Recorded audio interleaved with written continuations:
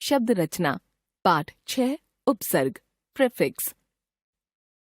भाषा में एक शब्द से दूसरा शब्द बनाए जाने की यह प्रक्रिया शब्द रचना या शब्द निर्माण की प्रक्रिया कही जाती है।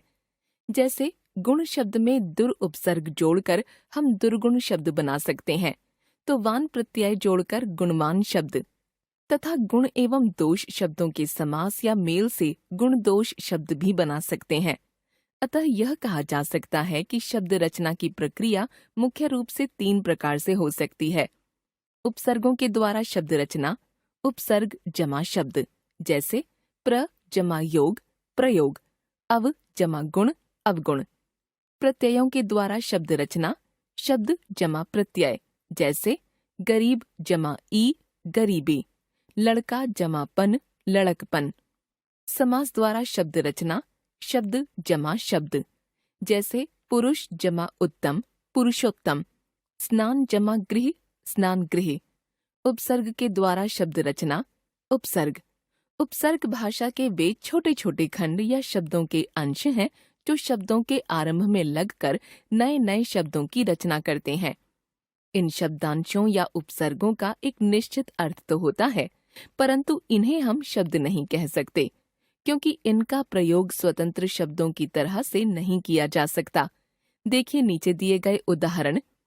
उपसर्ग मूल शब्द नया शब्द, वि जमा देश विदेश, उप जमा वन उपवन, गैर जमा हाजिर गैर हाजिर, आ जमा मरण आमरण, कु जमा पुत्र कुपुत्र, पर जमा दादा परदादा।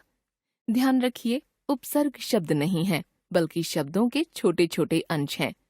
शब्दों की तरह उपसर्गों के भी अर्थ होते हैं, अर्थात ये सार्थक खंड हैं।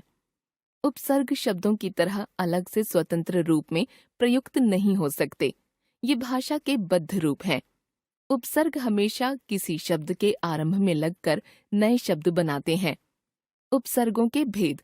स्रोत के आधार पर जिस प्रकार शब्दों के तत्सम तद्भव देशज तथा आगत या विदेशी आदि भेद किए जाते हैं, उसी प्रकार उपसर्गों के भी स्रोत के आधार पर निम्नलिखित भेद किए जा सकते हैं। तत्सम उपसर्ग या संस्कृत के उपसर्ग। हिंदी में अनेक उपसर्ग संस्कृत से आए हैं। संस्कृत से आने वाले इन उपसर्गों को तत्सम उपसर्ग कहा जाता है। जैसे उपसर्ग अर्थ उदाहरण अति अधिक, अतिरिक्त अत्यधिक, अति जमा अधिक, अत्यंत अति जमा अंत, अत्युत्तम अति जमा उत्तम, अधि ऊपर समीप श्रेष्ठ, अध्यक्ष अधि जमा अक्ष, अधिपति अधिकार अध्यादेश, अधि जमा आदेश, अनु पीछे बाद में आने वाला, अनुसार अनुमान अनुराग अनुभूति अनुशासन, अप बुरा, अपशब्द अपमान अपशकुन अपहरण, अभि सामने और, अभिमान अभिनय अभिप्राय अभियोग, अव बुरा अवमानना अवगुण अवशेष अवकाश अवसान, आ तक आगत आजन्म आमरण आरक्षण आजीवन, उत ऊपर श्रेष्ठ, उत्साह उत्सव उत्पत्ति उत्थान उत्कर्ष उत्तम, उप छोटा निकट समीप, उपवन उपग्रह उपयुक्त उपदेश, दुस या दुर कठिन बुरा, दुस्साहस दुर्बल दुर्गम दुर्लभ दुर्गुण, निस या निर रहित निषेध, निश्चय निर्बल निर्भय निर्विरोध निर्दोष निर्मल निर्जीव, परा विपरीत पीछे, पराकाष्ठा पराजय पराक्रम परामर्श, परि चारों ओर, परिचय परिणय परिणाम परिक्रमा, प्र अधिक, प्रकार प्रयत्न प्रबल प्रयोग प्रवचन प्रधान प्रलय, प्रति विरुद्ध सामने, प्रतिध्वनि प्रतिनिधि प्रत्येक प्रति जमा एक, प्रतिदिन, वि विशिष्ट अलग, विज्ञान विनय विशेष वियोग, विदेश, विनाश, विपक्ष। सम, पूरी तरह से, अच्छी तरह से। संयोग, संतोष, संशय, संविधान, संपूर्ण, सम्मान, संभव। सु, अच्छा, सुमति, सुकर्म, सुगम, सुयोग, सुपुत्र, सुबोध। तद्भव उपसर्ग या हिंदी के उपसर्ग। तद्भव उपसर्ग तद्भव शब्दों की ही भांति संस्कृत के तत्सम मूल उपसर्गों से विकसित हुए हैं। इनको हिंदी उपसर्ग भी कहा जाता है, जैसे उपसर्ग, अर्थ, उदाहरण। अन, अभाव, निषेध। अनजान, अनपढ़, अनमोल, अनजाना। कु, बुरा, कुचाल, कुढंगा, कुचक्र। ति, तीन। तिगुना, तिपाई, तिपहिया, तिराहा। दु, दो। दुगुना, दुबला, दुमंजिला, दुभाषिया। अध, आधा। अधजला, अधपका, अधमरा, अधकचरा, अधखिला। औ, हीन, रहित। औगुन, औघट। नि, रहित। निपट, निहत्था, निकम्मा, निपूता, निगोड़ा। पर, दूसरी पीढ़ी के अर्थ में। परदादा, परनाना, परपोता। भर, पूरा। भरमार, भरसक, भरपूर, भरपेट, भरसक। स, अच्छे के अर्थ में। सपूत, सगुण। बिन, बिना। बिन ब्याहा, बिन जाने, बिन बुलाया। आगत उपसर्ग या विदेशी उपसर्ग।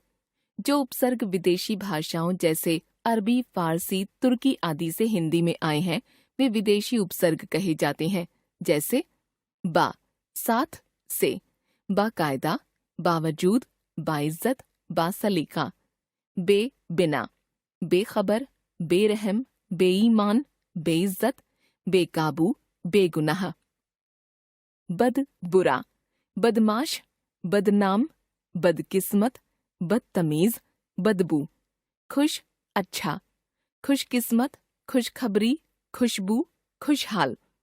गैर, भिन्न, गैर हाजिर, गैर जरूरी, गैर कानूनी, गैर जिम्मेदार।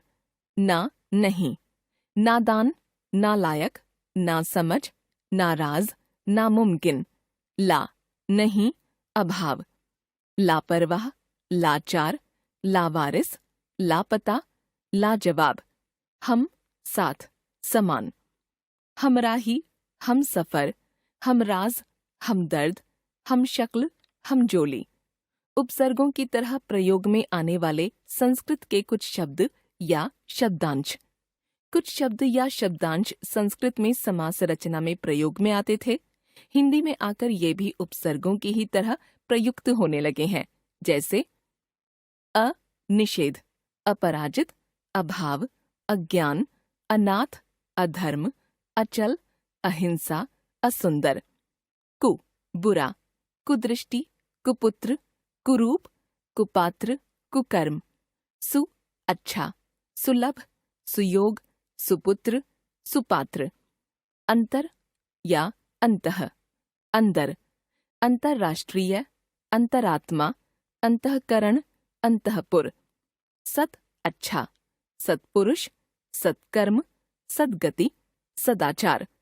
बहिर या बहिष, बाहर, बहिर्मुखी, बहिष्कार। स्व, अपना, स्वदेश, स्वतंत्र, स्वराज्य। पुनर या पुनः, फिर, पुनर्जन्म, पुनरागमन, पुनरुक्ति। चिर, बहुत देर, चिरकाल, चिरजीवी, चिरस्थायी, चिरायु। सम, समान, समकालीन, समकोण, संभाव। सह, साथ, सहपाठी, सहमति, सहयोग। हमने सीखा शब्दों के वे अर्थवान खंड या अंश जो शब्दों के प्रारंभ में लगकर नए नए शब्दों का निर्माण करते हैं, उपसर्ग कहलाते हैं। उपसर्गों का एक निश्चित अर्थ होता है। उपसर्गों का प्रयोग शब्दों की तरह स्वतंत्र रूप से नहीं किया जा सकता। उपसर्ग हमेशा किसी न किसी शब्द से जुड़कर ही आते हैं। हिंदी में उपसर्ग के प्रमुख भेद हैं तत्सम उपसर्ग, तद्भव उपसर्ग, आगत या विदेशी उपसर्ग, तथा उपसर्गों की तरह प्रयोग में आने वाले संस्कृत के शब्द या शब्दांश।